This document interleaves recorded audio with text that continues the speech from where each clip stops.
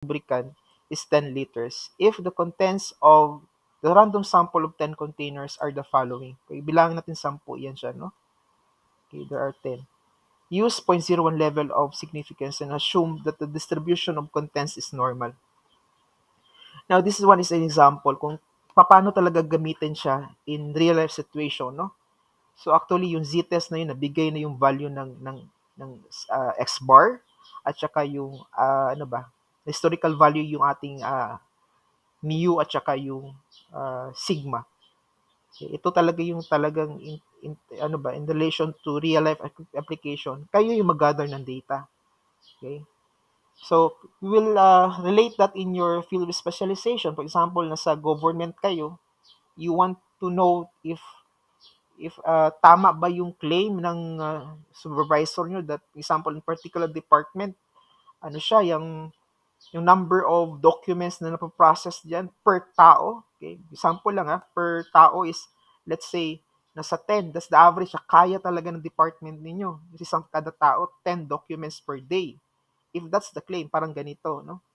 Now, if you will use the sample size, okay, paano yun, sir? Kung ano yung factors na namin consider namin? Okay, first, population. So kung tao yan siya, that's the average speed of the employee to process papers per day, 10 documents, example lang, 10 documents. Di ba ang daming araw sa isang taon? At ilang taon yun? Di ba? Those are the questions if you are thinking of the population So, ang ginagawa ng researcher is nira-random niya. Kukuha lang siguro siya ng example 100 days, okay? Dapat i-consider niya din yung ano ba yung peak season, ano ba yung hindi peak season, okay? Para hindi tayo bias, no? So, ano ba, i-stratified sampling niya, okay? Paano niya siya i-consider? You need to study, okay? You need to research, no? Ano dapat pag-random ng sample. Hindi lang basta-basta na ilagay nyo sa, yung sinabi ko ni Tambiolo, you need to also to consider those factors, peak season, non-peak season. Okay? So para meron kayong idea that on the average, on peak season, ito lang dapat ito talaga yung kaya ng department nyo i-process. 10 documents per day. On non-peak season, ito talaga yung napaprocess. Ibig sabihin, that's one way to decide, ano ba, pag non-peak season, ang dami palang idle na tao ko. Maybe I can assign them other works, right? So those are the use of the EFS testing, no? The EFS filtration. Okay, so let's answer this. Okay. Now first, okay, I told you a while ago, if you're dealing with this problem, first yung given, no? Okay, 10 liters. Okay, trace natin, 10 liters. Ano bang 10 liters? Average. Nakalagay yung word na average. It could be either X bar. Again, memorize dapat natin yung symbol, X bar, sample mean or average, or mu. Mu means population average or mean. Is it population or sample? Average. Nakalagay ba? Average. Okay, confirm, average yung 10. Okay, but wala nakalagay population or sample, no? Ang sabi dito, okay, kung you will analyze the sentence, okay, the average content of the containers, nilalahat niya. Di ba? Wala siyang sinabing na from the sample size, no? Nilalahat niya yung produkto yun, naglalaman ng 10 liters na lubricant. Okay? So, population, standard deviation, or mu. That's our first na given. Okay, next. Nakalagay naman si 10. Okay? So, nakalagay si 10, no? So, 10, again, don't be confused kasi ng 10, dito si 10. Look at the unit, liters, containers. Magkaiba itong given. Okay, check natin ano yung before na words. Okay, sample, random sample. So, nagkaka-idea na tayo that should be N. Okay, again, memorize, no? N is equal to 10. That's second given. Now, kumuha siya ng 10 containers, kine-record niya. Okay, di ba, indirectly, there are 10 na data, I can solve for the average, correct? But the average that I will be solving is sample. So indirectly, you have the third given, which is the sample average or X bar. Okay? Another one, indirectly, okay, using this data, itong 10 na data, wala palang word na data, sa data yung plural, no? itong 10 na data dito can be used in solving your standard deviation. But this time, it should be sample standard deviation. So, anong symbol yun kanina? S, no? Sample standard deviation. You have the fourth given. Okay, may dalawang tayo direct at saka indirect. So, 4 na lahat. Okay, so meron pa bang iba? Ito, 0.01. Kapag level of significance, alpha kaagad. So, we have 5. Okay? Now, this is a question, no? Medyo mahaba yung ating solution is because indirect given. So how to solve for x bar? So all you need to do, okay, using our topic previously under measures of central tendency, we need to add all the data and divide it to the number of data. So add lahat, then divide sa 10 because there are 10 data here. Okay? So the answer, okay, you may check that using your calculator, the answer should be 10.06. That's the average. Okay? So we already solved for the indirect given, 10.06. No? And last indirect given, we go back with this topic under measures of variability. Okay, remember this. Okay? It's a long procedure. Okay? So using that procedure, the answer is 0.246. Okay? Later after this, okay, I will teach you how to use the Excel. Okay? Okay, next. Step 1 to ano tayo? Step 1 to 6. So, meron na tayong given. Step 1 or 2. Okay? Ano ba yung claim? So, the claim of the manufacturer is lahat ng produkto ko naglalaman ng 10 liters. That's the claim, no? So, mu is equal to 10. Saan ko ilalagay? Step 1 to 2. Okay, balik tayo dito. Okay, equal, no? Ayan. Okay, ito is, yung keyword natin is equal, no? So, kapag nakita kayo na linking verb na is, equal yan, no? Walang nakalagay na other words, no? Or other verb, or other adjective, okay? The average content of my product is, okay? Walang nakalagay na iba. So, that is equal. Anong partner niya? Not equal. Saan nilalagay yung equal? Null hypothesis. Saan nilalagay ang not equal? Alternative hypothesis. Again, ang given nandito is equal, no? Dapat ilagay natin sa null hypothesis or step number 1. Alternative hypothesis or step number 2, not equal. That is why, when you go back with this whiteboard, okay, ito dapat yung ating alternative at saka null hypothesis sa taas at saka alternative hypothesis. Nasaan ang claim? Nasa step 1. Yung kanina, nasa ang claim? Nasa step 2. Okay? Bakit ganyan, sir? Okay? You need to follow this suggestion, no? Okay? Yan. Let's go back. Okay, so after that, okay, step number 3, just write the alpha is 0.01. Number 4, okay, you draw this bell-shaped na graph again, no? You draw, okay? Then you label the center as 0. Now, paano malaman kung dalawa or nasaan yung shaded na portion? Step number 2. Sabi ko kanina that kapag it's equal, not equal, slash, something that divides into 2. Ibig sabihin, dalawa yung shaded na portion natin. So again, let's agree on this. Dapat one-third and one-half yung pagka-shade ng ating rejection area. Now, merong special instruction kapag two-tailed test tayo or dalawa yung ating shaded na portion. Again, this is only applicable kapag dalawa yung shaded portion natin. Ang sabi, ang procedure, kapag dalawa yung shaded portion natin, you need to divide itong step number 3 or alpha into 2. Again, this is only applicable kapag dalawa yung shaded na portion natin. So, ibig sabihin, 0.01 divided by 2 will give us 0.005. So, parang mayroon tayong bagong alpha dito na 0.005, no? Okay, so we are done with the shaded na portion. We label the shaded na portion as 0.005, no? Again, this is only applicable kapag two-tailed test. Kapag one-tailed test naman siya, kahit t-test siya or z-test, you don't need to divide sa 2. Kapag one-tailed test siya, o isa lang yung shaded na portion. Okay. Another question pa, most commonly asked question, sir, applicable ba dito sa c-test? Kasi t-test ito. Yes, applicable din sa t-test. Sa c-test, I mean. Now, bakit siya t-test? Okay, balik tayo sa n. N is equal to 10. Okay? Remember that if n is less than 30, t-test. Okay? So, the formula, ito yung t formula, no? Ayan. Okay? Okay, look at the screen, no? Kailangan natin ng v. Nakalagay sa formula v is equal to n minus 1. Okay, so wala nang question bakit siya t-test, no? It's because your n is equal to 10 and that is less than 30. Okay, so we will be using the t-distribution table. Okay, wag ito kasi z ito. Okay, dapat itong may t dito nakalagay, t-distribution table. So, ang ating kailangan is the v. Okay, again was the v. V is equal to n minus 1. No? So, ang ating n dun is 10 containers. So, 10 minus 1 will give us 9. Okay, anong alpha? It's 0.001. We will use the new alpha, class, 0.001. No? So, we will use the intersection between 0.001 and 9. Again, saan galing yung 9? V yun, n minus 1. Yung 0.001, 0.05 divided by 2 kasi 2 till test siya. 0.001 at saka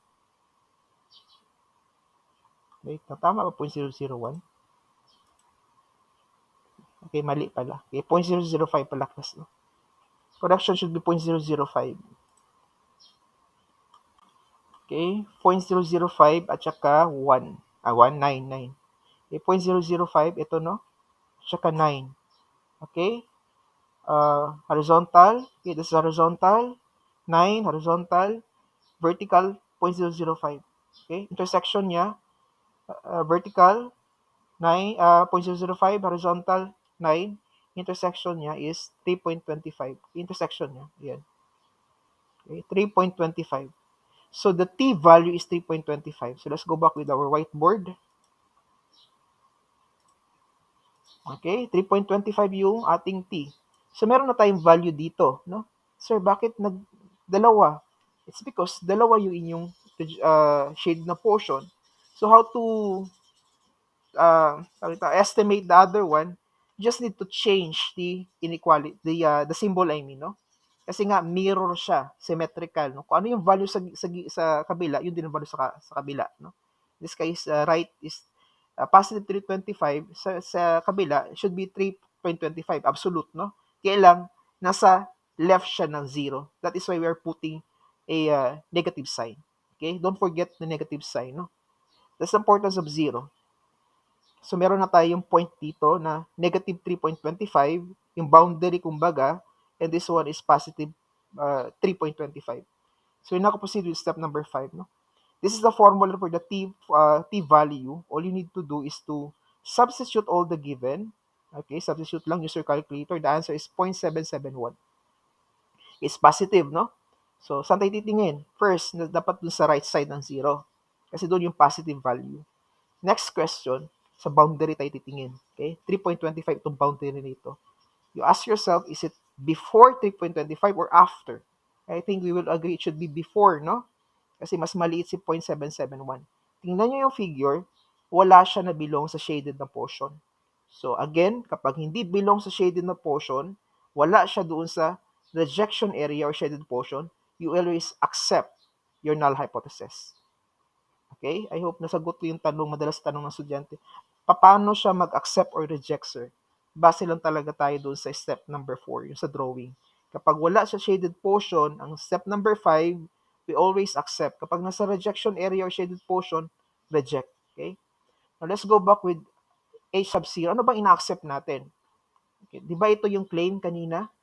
So, in short, conclude that the average contents of the containers is 10.0, and that is the claim of the manufacturer. Okay? Ibig sabihin, the claim of the manufacturer is true. Okay? Now, okay lang itong wala dito na sentence, wala itong last sentence. Kahit dito na lang tayo sa conclude that the average contents of the containers is 10.0, or the claim of the manufacturer is true. Okay? Okay, next. Now, I will teach you how to use the Excel. During the final exam, you may use the Excel if you want. No? Pero pag nakalagay dun sa instruction code that you need to write your solution, please write your solution. Okay, please prepare your Excel.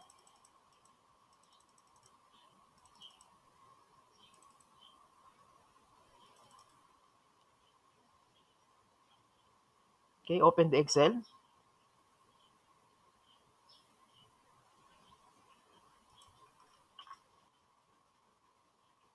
Again, you're allowed to use during the final exam, but the compre, since that's face-to-face, please learn the manual method. Siguro bigyan lang siguro ng limang numbers kasi para madali nyo lang siya ma-solve, ano? Pero I doubt I will give standard deviation because that will consume time kahit sa multiple choice class, no? Okay, i-zoom in ko lang.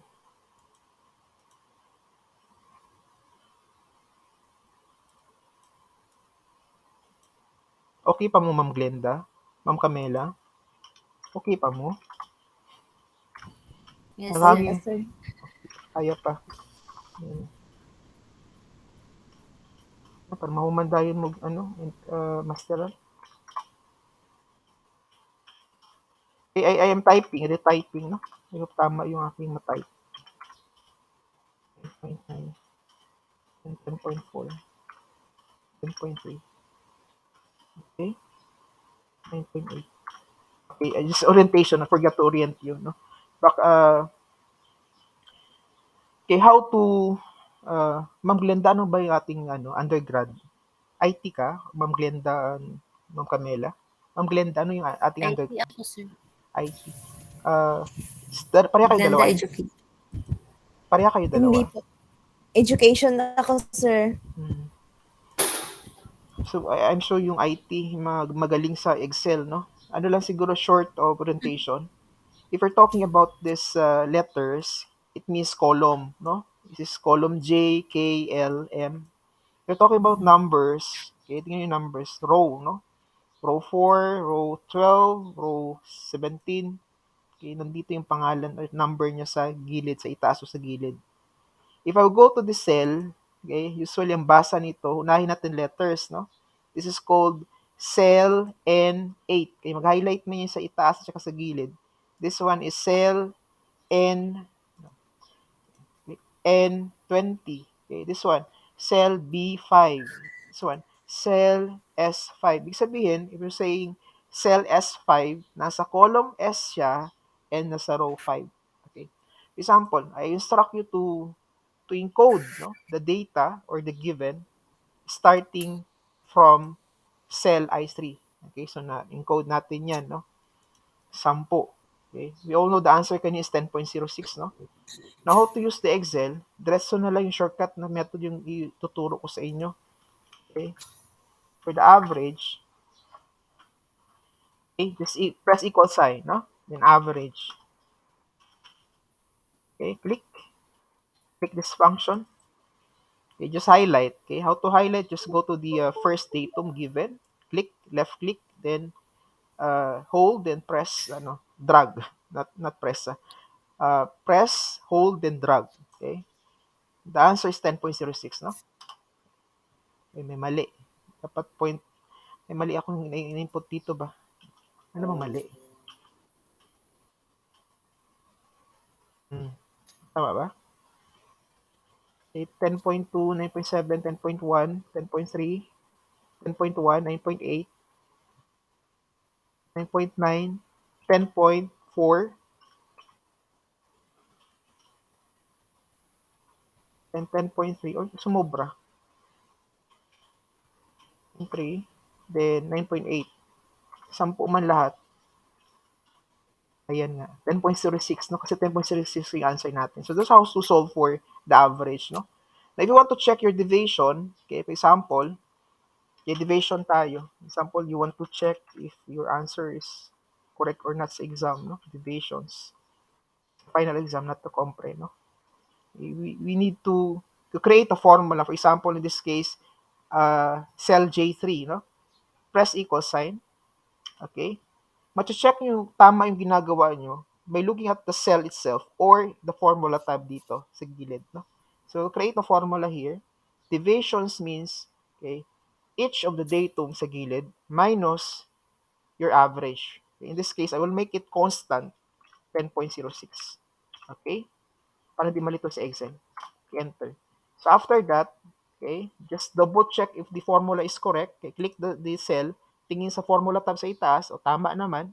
Okay? Now, you move your cursor. Okay? Check, hintayin nyo mag-solid siya na cross. Okay, yan. Diba? Parang halo siya na white. Then, pag dito, solid na cross. Pag nag-solid siya na cross, you press the left button your mouse, okay, press, then you hold, okay, hold, then you drag pababa. Okay, automatically, it will copy the formula kung saan kayo nag-start, no? So, di ba sabi ko sa inyo last time, the only way to check if your deviations is correct, okay, the sum or the deviations are correct, I mean, if you will add all the deviations, dapat equal to 0. Okay, let's check, no? How to use the Excel? Just press equal sign, type as sum, no? Okay, click the function or command, okay, and highlight yung lahat ng gusto nyong i-add. Okay, again, how to highlight? Just press left button, you hold, then you drag, no? Enter. Dapat 0, no? Ayan. Hindi is talaga 0, sir. I-format natin yung cell. Okay, format the cells. Tagal mo. Ayan. Okay, i-number natin. Okay. Ayan, 0 talaga siya, ha? 0. Now, you also, if you want also to use this function sa itaas, pwede din. Auto sum ang tawag dito, no? Example, delete ko ulit, no? Go to the cell na gusto mong ilagay yung summation, just double click this auto sum. As you can see, 0 pa rin siya. Pag tinignan mo dito, the same pa rin siya. In short, shortcut lang ito siya na ginawa natin a while ago, no?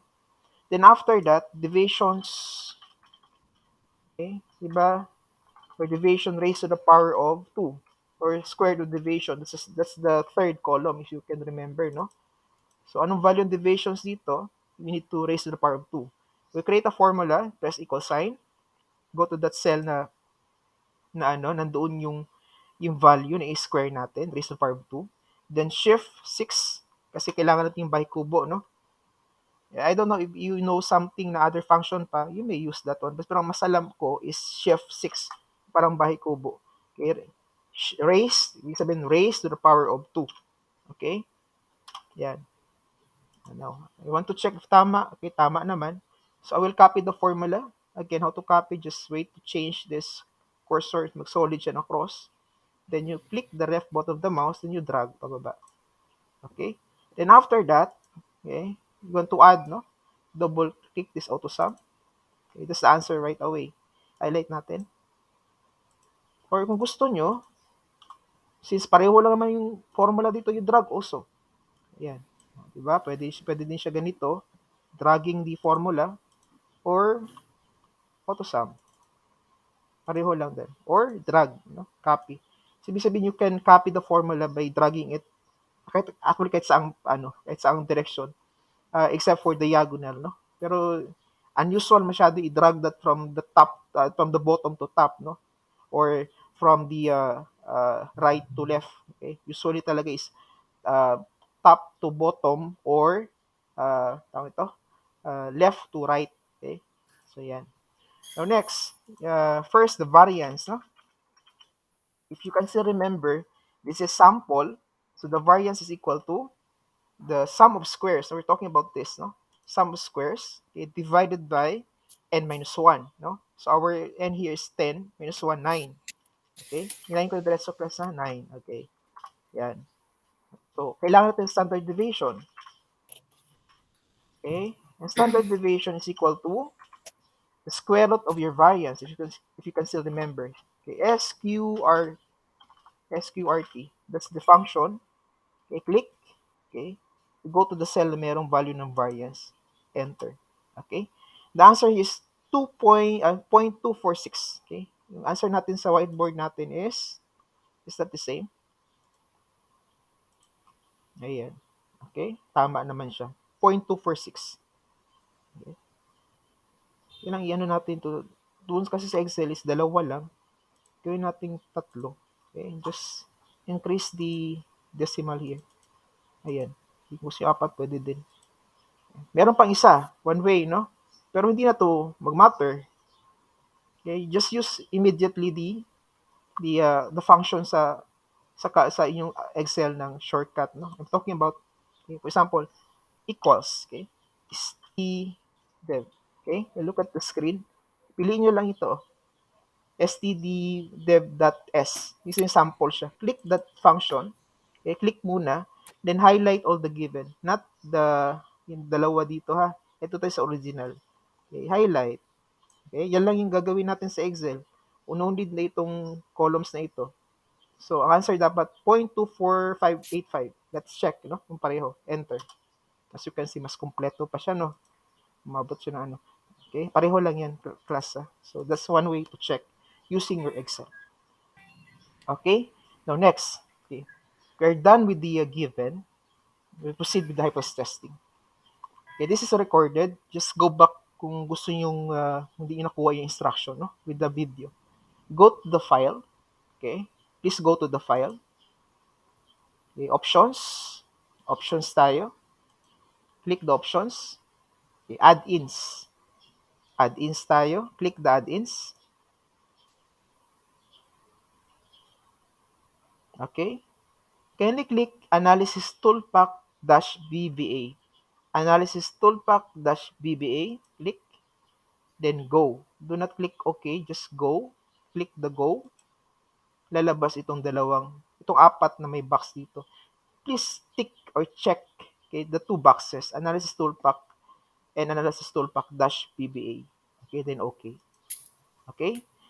So, kapag tama yung pag-follow ng instruction ko, lalabas dapat si data sa itaas at saka data analysis.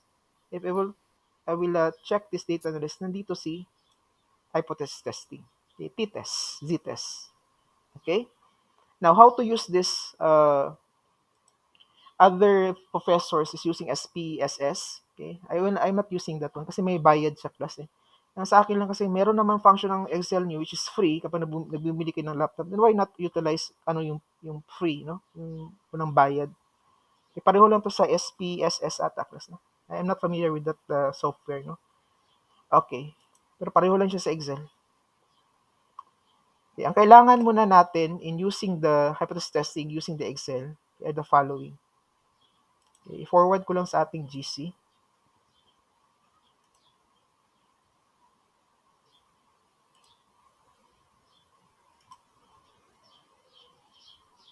Okay, time check 11:14. Okay.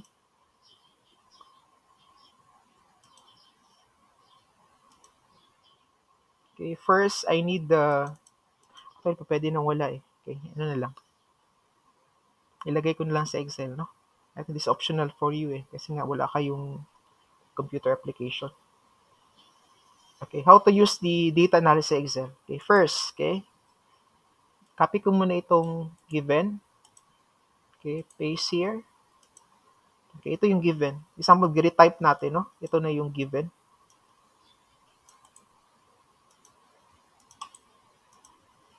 Okay, so this is the given. Now, in using the, kapag one sample lang siya, you will create a dummy. Okay, dummy column. Then, input 2 zero, at least 2 zero. Okay? Yan lang yung additional instruction natin para magamit natin ang data analysis kapag one sample siya. Hindi kaya ng time natin, we will tackle the two sample class, no? Kapag two sample, you don't need to put the dummy kasi 2 column na siya eh. Okay? So, after that, you go to data analysis. Okay? Then, click the second to the last, no? I'm talking about t-test two sample. Okay? Assuming unequal variances. Kasi yun yung problem natin ng equal variances, no? Click that, okay? This option, okay. So, lalabas yung window na ito. Okay? So, after that, ang sabi dito, you need to input the range 1, okay, variable 1. So, just highlight, no? Itong first na column. Just be careful, class, no? Yun lang yung highlight nyo yung given, no? 10. Then, variable 2, click muna itong tab na ito. Click muna. Then, after that, you go to the second column. Yung 0. Okay, highlight. Next, the hypothesized mean or difference is 10. 10 liters. Put 10 liters. Okay. Anong gamit itong label, sir? Ang gamit ng label kapag na-highlight nyo yung dummy na word or string or example, naglagay ako ng liters dito. Kapag na-highlight nyo yun, just check this one. Since I did not highlight, huwag nyo na i-check. Okay? And alpha is 0.01, no? We'll change this one. 0.01. Okay? So, tama na yung input ko. Then, check this output range. Okay. Output range means that pwede mong ilagay within the same sheet, no?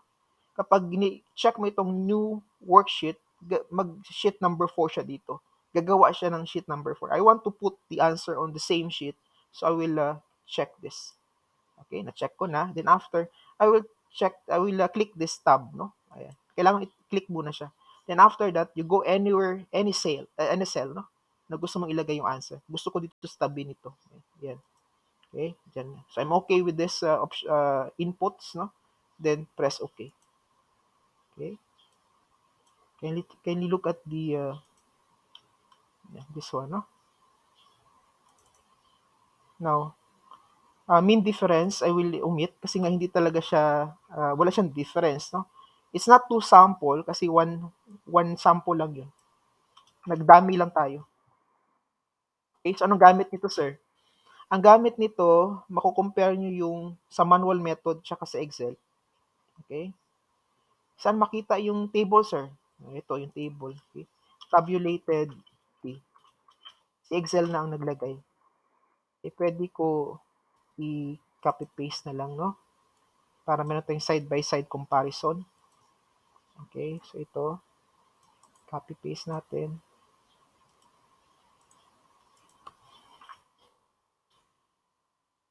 Wala lang.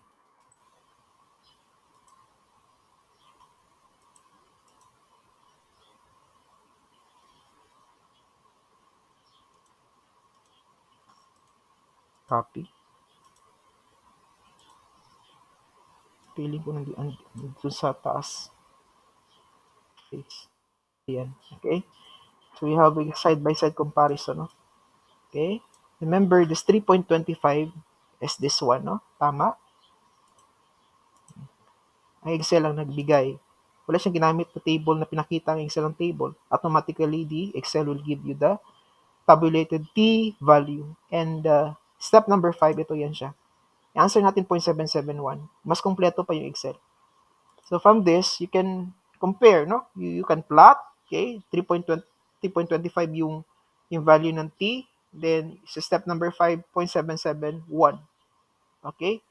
Now, I will introduce you another one. Okay?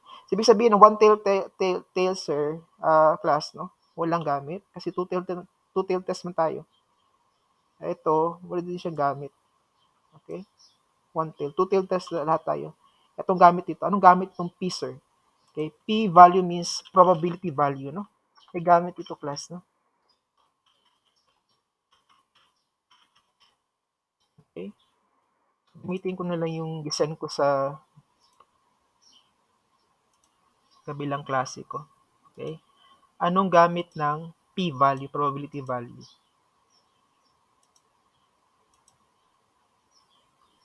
Naghahang lagi ano ngayon. Ang Facebook. Maklik agad oh. Huwag na lang pilitin. Okay. P-value. I-search na lang natin. No? P-value.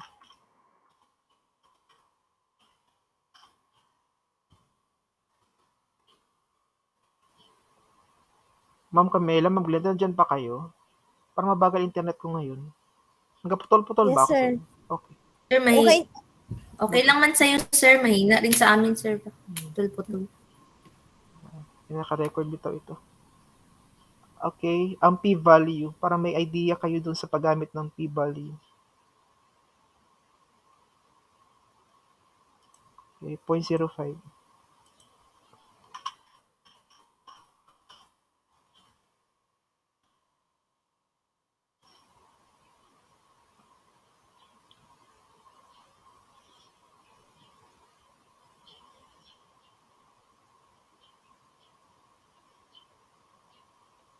Iba talaga kapag ano, pag Google lang ginagamit ko, diretso ako mag-ano ba.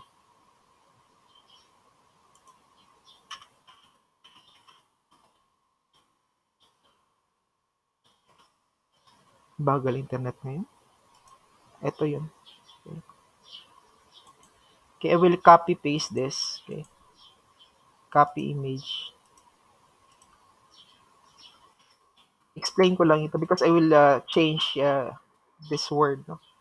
Now, our resources or our resource, yung ating reference, ginagamit lang talaga siya na reject accept. No? But other statistician or math professor teachers, okay, ayaw nila ng palitan, no?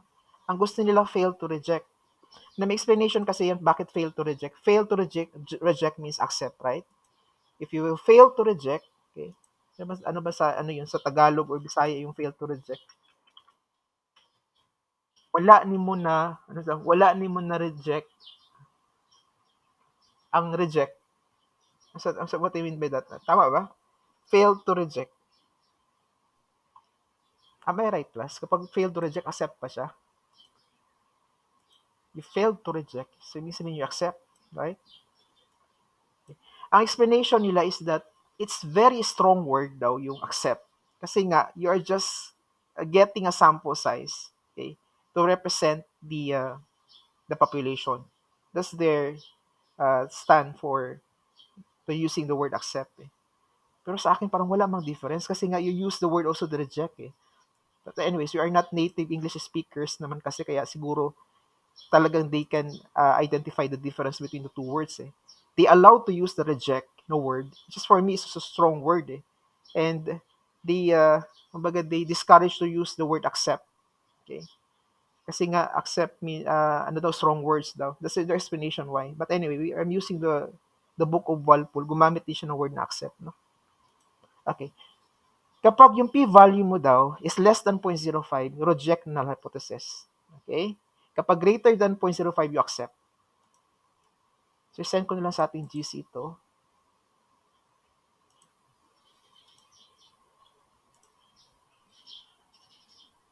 Feeling ko mabagal lang talaga ang Facebook ngayon. Okay, so I will also paste this here in the Excel para mabalikan nyo. So check natin na. Remember, in our example, we accept, right? Because nga wala siya sa shaded na portion. You can use this two highlighted na values para makakonclude tayo it should be accept, no? Kasi nga wala siya na belong to shaded na portion. Or just use immediately the p-value. Okay? So your p-value here is 0.46. Is it greater than 0.05 or less than? Is 0.46 less than 0.05 or greater than? Ma'am Camela, Ma'am Glenda. Greater than ba siya or less than? 0.46.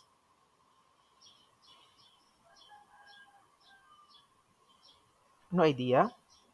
Asan mas malaki? Mas malaki ba ang 0.46 sa 0.05? Or mas maliit? Malaki means greater than. Greater than or? Mas malaki, sir. So, greater than. When you look at this, no? Greater It means than. kapag greater than daw yung p-value mo, accept. Remember, okay, our decision here is accept. So, tama yung ginawa natin, manual. So, this is one way to check if your answer is correct or not. Okay, I will save this. Okay, I am done with the Excel at saka t-test, no? Today is May 14. Sa laman. Start. I hope hindi isama ko atong GC class, no? Kay doon ako nagalagay ng ano ba? Mga kailangan natin ng mga lectures. Okay, ano ko muna,